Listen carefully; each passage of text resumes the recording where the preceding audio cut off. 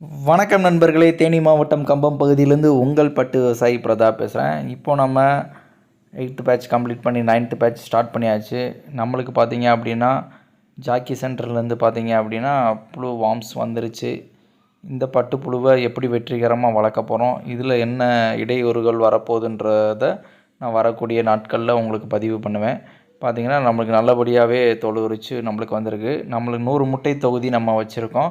100 முட்டை தொகுதியாக 8 ட்ரேயில் வந்திருக்கு. சரிங்களா, அந்த 8 ட்ரேலையும் நம்ம பிரித்து அங்கங்கே வச்சாச்சு. அந்தந்த ட்ரேயில் இருக்குது பார்த்திங்கன்னா அந்த 4 ரேக்கு, அந்த 4 செல்ஃப்லேயுமே பார்த்திங்க அப்படின்னா நம்ம வந்து ஃபில் பண்ணிடுவோம் இந்த வார்ம்ஸை ஃபுல்லாக. சரிங்களா, இப்போ இந்த நம்ம ஷெட்டுக்கு வந்திருக்கு. இதுதான் ஃபஸ்ட்டு டே அதுக்கு. சரிங்களா, நியூ பார்ன் பேபி நம்ம ஷெட்டுக்கு வந்திருக்கு.